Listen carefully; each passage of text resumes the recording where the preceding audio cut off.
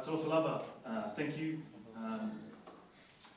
When I was invited to come and speak here today, I get really excited, I get really pumped up, especially around stuff around Pasifika, and especially education. I've done a lot of, what I do now is I'm lecturer at Aotearoa on the Bachelor of Youth Development, but also on the side of that I do a lot of mentoring, especially with Pasifika and education, but also mentoring young sports people, professional sports athletes, and it's whenever I get the chance to share what I do, and share why I do it, I get really excited and I get really pumped up. I think for me, and I think what we've talked about, a lot of what everyone's talked about is following your passion, and I truly believe that my God-given talent on earth is to excite people, excite families, and excite communities to greatness. Okay. So greatness for me it's not what you get. Okay, it's not a team. It's not an education. It's not a piece of paper that you walk across the stage with some letters beside your name. That's not greatness to me. Greatness to me is a mindset. Okay, it's a process. And why I'm pushing this in terms of when I work with students, or when I work with players, or when I work with anyone, is because I've seen what greatness can look like, and we all have it. And we all talked about it. It's not just being academically good. Okay, it's not just being about being great on the sports field. Greatness is something that you have to live. It's something that you actually have to breathe and become. It's not something that you get. Okay, it's something that you just choose to be. There's one thing I tell. I'm a pretty straight up tutor, lecturer, and one thing I tell, especially sports people and students, is that at the end of the day, there's going to be two things that we have at the end. When the dust settles, there's going to be two things. You're either going to have a story, okay? You're either going to have a story or results. That's it. Okay? Nothing more, nothing less. You either have a story for why it didn't happen, or you have results. My biggest thing is that I hear the story, the broken, like what Bruce and Annalise talked about, the broken story. I hear that story constantly, okay? As a tutor, even as a Pasifika tutor, the work that I have to do into my Pasifika students is sometimes I don't even have enough time, okay? The fact that what I've seen is that our students don't think they're great. Not just in an academic sense, but they don't feel like they're great. And a lot of that, what Bruce talks about, comes from just being broken. Not physically, but mentally broken. It's not the big stuff. So when I say, what is greatness? People think, oh, that's okay, it's all the big stuff. You play sport, you done rugby, you've done academics. No, it's not about that for me. So for me, when I work with players and I work with students, it's the little stuff. It's the little stuff that you have to do. That's what I determine as greatness. My biggest test for greatness is how you do the dishes at home. Do you do it with everything? You have to do it. You've decided that you have to do the dishes. How well do you do the dishes? Do you commit to doing the dishes that well? Do you come to class? For me, that's in itself a great thing to do, right? It's not just whether you succeed on a piece of paper. So it's the little stuff that I really emphasize. Because everywhere you go, you take you with you.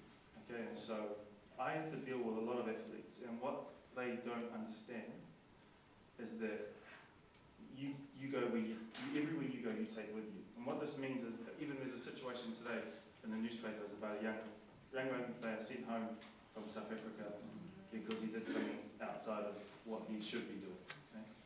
So, and when you think about it, if you're not great, don't tell me that you're an A student, but then you cheat on your girlfriend. That's not greatness. Don't tell me that you're being successful at rugby, but you're not there for your children.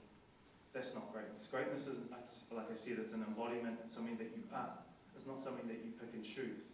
And one thing about these rugby players, some of my friends, that aren't understanding is that even like the same space of greatness, it's like leadership. It's a space that whether you like it or not, you're in it. For you guys as educators, whether you like it or not, you're in it. And so when you deal with people's lives, right, when you have an influence on someone's lives, you're in a leadership space. Okay, you're in it. Isn't that why we're here? So one of the two things I read on the poster was that we want to be better, they want us to leave here as better tuakana leaders. We want to be, also they talked about, they want us to go back knowing, having a little bit more knowing so we can give it our best. And what I really was saying in terms of greatness is, I feel that if I'm demanding greatness for my students, yet I don't demand it for myself. If I'm expecting excellence from my students, if I'm expecting them to put the hours in, like what Annalise talked about after class, if I'm expecting them to give that level of commitment, but I'm not willing to give it myself, I don't think that's great leadership, and I don't think that's greatness on my part. I think that what happens is the reason why I do what I do is because, for one, secondary school wasn't something that naturally gravitated to me. School wasn't something that I naturally got. Rugby wasn't something that I naturally got. So I have the privileged perspective of understanding what it's not like to have those things. Okay, and you can't, when you talk to someone that isn't getting it, sometimes when you've got it already, it's hard to come from that space. But when you come from a space where you haven't got it, okay, when you've seen the dark side of the coin, you can really speak into it. And that's why I do what I do. That's why I speak. Every time I get a chance to speak about anything, this is my purpose. And from what I'm seeing is raising your standards. I mean, how many of you have ever, usually people raise their standards on December 31st at 11:59. And for some reason it doesn't seem to last. Because what I realise is that the standards that we hold and we want our students to have, or we have in ourselves, aren't maintained by just having a vision. I'm not saying it's the vision that's letting you down. It's not. Think big. Okay, think great. Think grandiose. But it's not the vision that's letting you down. It's the rituals that you keep. And that's why I reiterated the little stuff. It's the little stuff that you do daily. I'm working with this. I worked with Victor Vito last year in terms of he wanted to be in the World Cup. He wanted to be in front of Liam Messer. How do I do that? What do I have to do? As a mentor skills, as a friend, or whatever I am in that role, is a different message that I give a young player who's wanting to come up. But the same message that I give young players, especially young rugby players, is the same message I give young students. Wherever you'll be, you will end up. Okay, so if you think about life as a timeline, whatever the goal is, okay, whether it's sport, whether it's rugby, music, whatever it is, whatever your passion is, follow it. But whatever that is, don't worry about it. Don't focus on that. Because you're going to arrive somewhere, okay? And I can't tell a young person that, yes, you're going to be in the All Blacks, or yes, you're going to be an A student, or yes, you're going to be a master student. I can't promise that, therefore I don't say it. What I do say is that you will end up here, okay? You're here now, okay? If every day, right, you plant the right seeds, if every day you do the little stuff, right? If you commit to greatness, not just in rugby, but in everything, you commit to being a great rugby player, a great student, the best student that you can be, the best father you can be, the best husband you can be. I guarantee that you'll end up somewhere, okay? You may fall short, you may not be an All Black, but I guarantee it.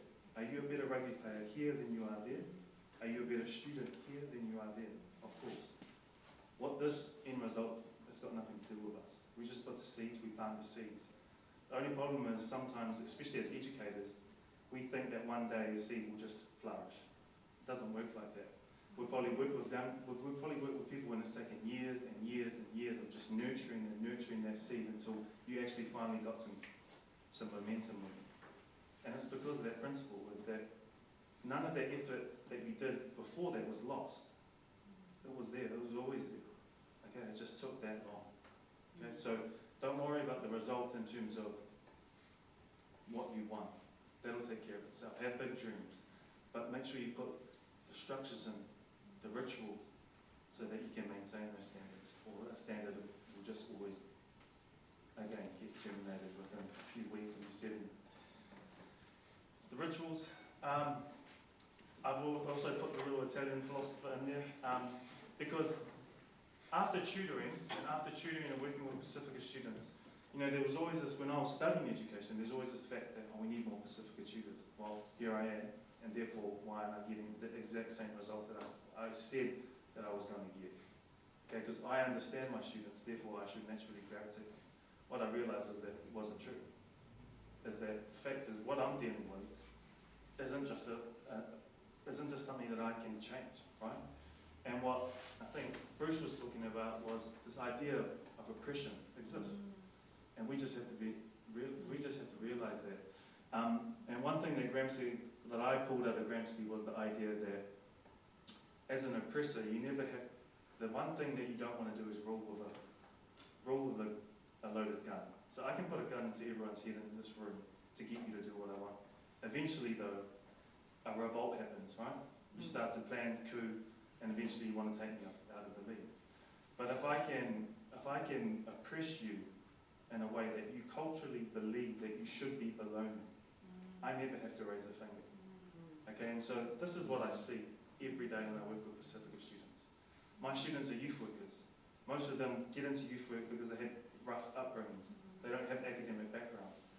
And I'm doing literacy, it's a degree, and I'm doing literacy and numeracy. That's half the battle, right? But they constantly don't believe in themselves because not education didn't fail them, schools failed them, schooling failed them.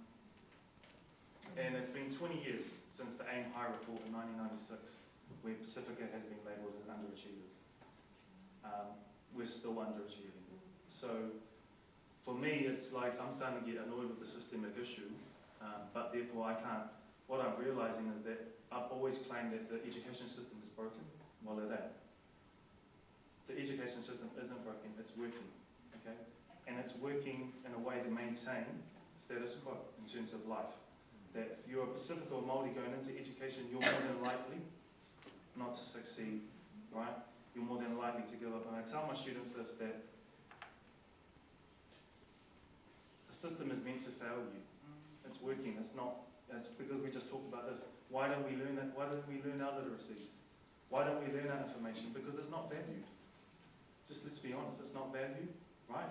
In many schools. Some schools, their transformation, I've seen some great projects, but if you look at systemically, majority of schools don't value what you bring. Only at Poly night, or if we have a hui and we invite a guest, then let's bring your stuff in. Why is French, German, Japanese the main languages at school? I wanted to learn Samoan at school, but no, we couldn't get. There's not enough numbers, they said. And it's through those little things of valuing everything other than yours that makes you feel like you're not getting it. Makes you feel like you're not enough, and that's how they do it. And so, in saying that, if you're meant to fail, then the ultimate defiance is success. Right? If you're meant to go into education and come out the other end, not wanting to go further, or not wanting to better yourself, then the ultimate defiance then is the opposite, is to get success. Okay? What I like about this room is it's all about that.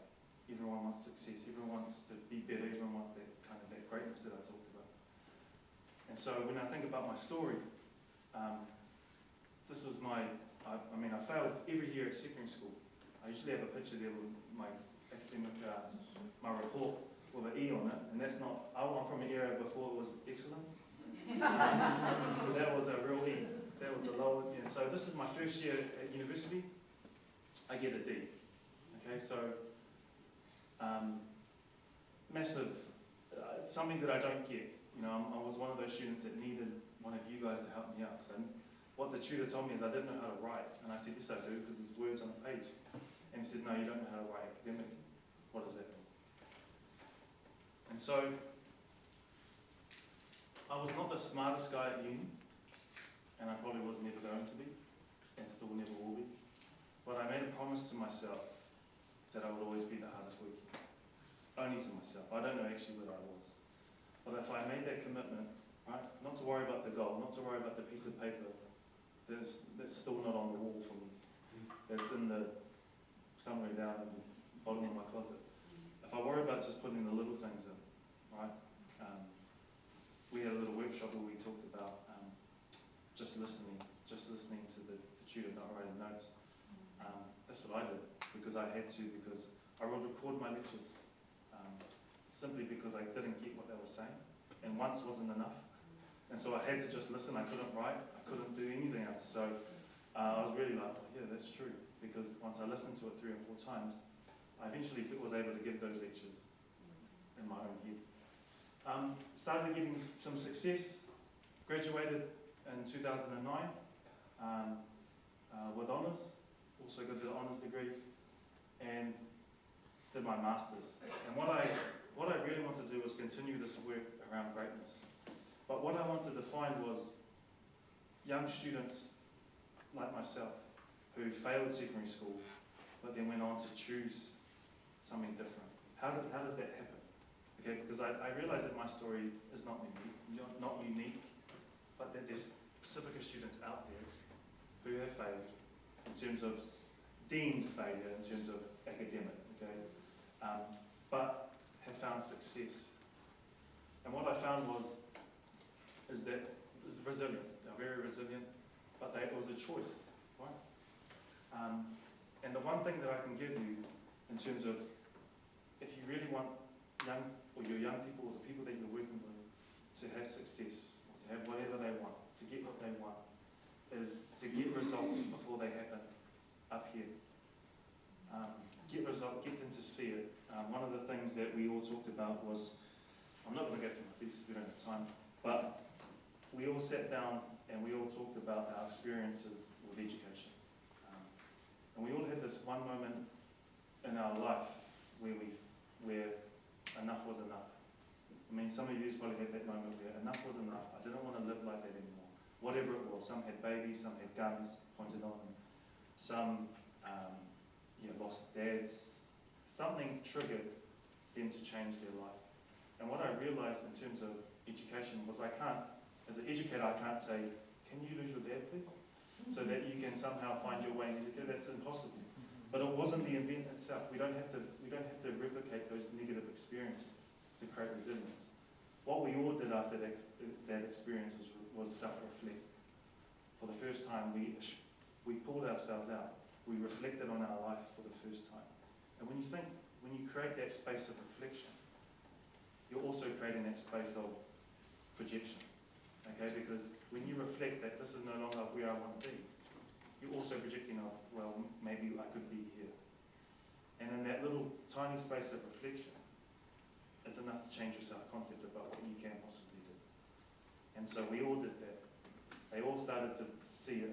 They all jumped on a course, whether it be a certificate or whatever, and they found a little bit of success, got a little bit of momentum, just because they changed up here a belief about themselves. And the reason why is because we can all learn. We know that. You've seen it, we've done it, there's people up here that are living it, right? We can all learn. What breaks us is what Pale talked about is our imagination, what we believe about ourselves.